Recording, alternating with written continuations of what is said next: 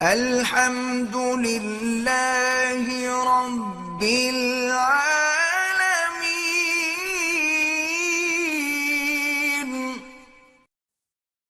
کچھ لوگ عمرے کے لیے آئے، ان کے ایجنٹ نے ان کے ساتھ فراڈ کیا، واپسی کے ٹکٹ نہیں دیے، وہ بہت پریشان ہیں۔ اللہ ان کی مشکل حل فرما دے، آسان فرما دے۔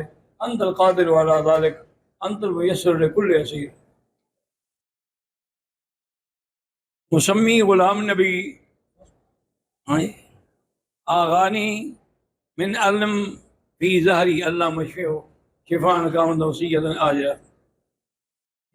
درینہ اولاد کے لیے دعا کیجئے، یا اللہ پاکستان میں کسی بھی ملک میں جس بچی کی اولاد نہیں ہے اس کو اولاد عطا فرما۔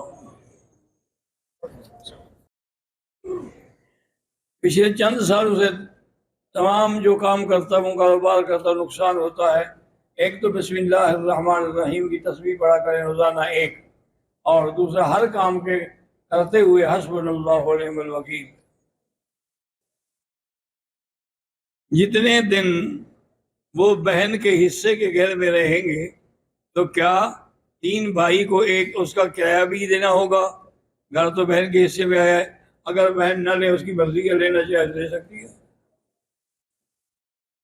اللہ تعالیٰ ہر مسلمان کو خاتمہ ایمان پہ ہو اور آخری کلام ہو لا الہ الا اللہ۔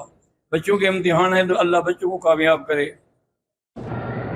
کہتے ہیں کہ میری بیوی جو ہے وہ حافظ قرآن ہے اور قرآن بھی بہت ماشاءاللہ قرات کے ساتھ تلاوت کرتی ہے، کیا تہجد میں وہ امام بن سکتی ہے؟ نہیں جناب، امام آپ بنا کر اس کو پیچھے رہنے دیں۔ ایک دفعہ امام بن گئی نا، تمہیں چھٹی ہو جائے گی، اس کو اور نمازی مل جائیں گے نماز پڑھانے کے لیے۔ وہی کام کرو جو اللہ کا حکم ہے۔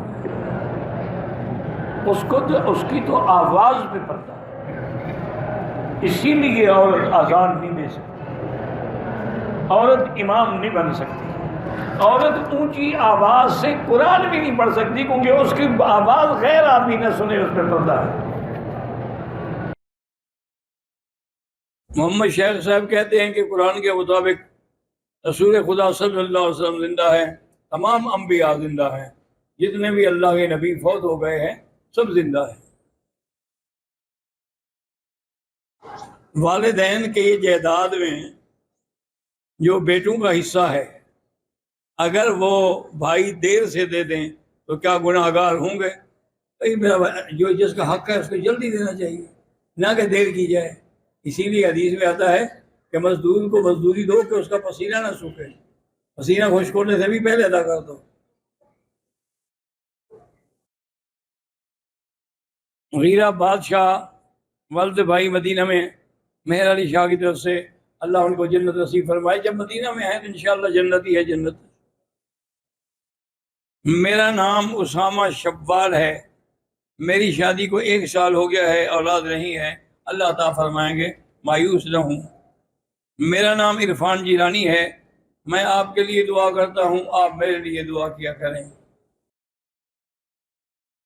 اگر کوئی شخص احرام کی حالت میں خوشبو والا صابن استعمال کر دے، میرا بھائی وضاحت کیا کہ استعمال ایک ہے ہاتھ دھونا، ایک ہے اس سے کپڑا دھونا، ایک ہے غسل کرنا، کیا کیا؟ اگر پورے غسل میں استعمال کیا تو دم پڑ گئی۔